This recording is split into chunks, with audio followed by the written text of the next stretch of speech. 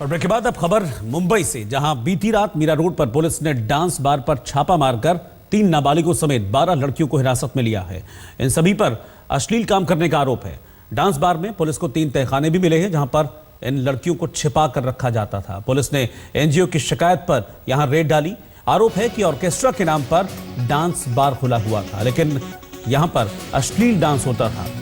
Police की red की खबर मिलते ही डांस बार का मालिक फरार हो गया, लेकिन इस दौरान जब पुलिस ने तलाशी ली तो यहां से 12 लड़कियां मिली हैं। इनमें 3 नाबालिग लड़कियां भी हैं। इन्हें तहखानों में छिपा कर रखा गया।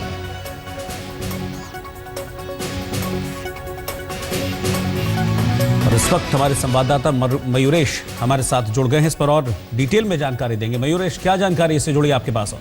जी बिल्कुल, एक एनजीओ की मदद से कल रात मुंबई पुलिस ने जो है वो इस मीरा रोड में जो एक ऑर्किड नाम का बार है वहां पे छापा मारा। उनको खबर थी ऐसी कि यहाँ पे जो है ऑर्केस्ट्रा के नाम पे डांस बार चल रहा था, और जो खबर बराबर निकली और उसके बाद उन्होंने वहां पे छापा मारा।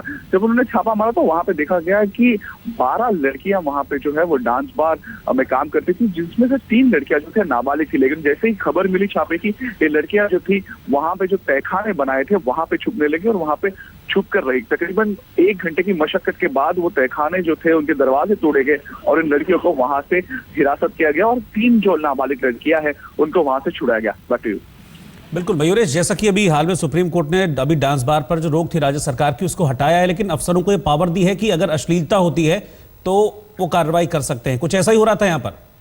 जी बिल्कुल, खबर तो वैसी ही थी कि यहाँ पे डांस बार है और जो महाराष्ट्र सरकार है अभी तक उन्होंने प्रॉपर ऐसे गाइडलाइन सेटअप नहीं किए। उसके ऊपर काम चालू की जिसमें सीसीटीवी लगाना मैंडेटरी होगा, जिसमें डांस फ्लोर और लोग जो है उनके बीच में एक डिस्टेंस मेंटेन करना मैंडेटरी होगा। तो ऐसे सब वहाँ पे है, लेकिन इन नियमों का शायद से वहाँ पे उल्लंघन हो रहा था और जिस वजह से ये है। और सबसे महत्वपूर्ण बात यह है कि वहाँ पे नाबालिग लड़कियां भी थी जिनकी उम्र जो है वो 18 साल से कम थी।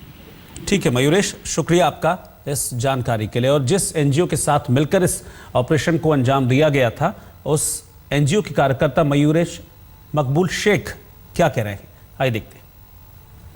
हमें खुफिया जानकारी थी कि यहाँ पर कुछ नाबालिग लड़कियों को अगल बगल के लॉजिंग में इनको सप्लाई किया जाता है 9:30 बजे से पहले।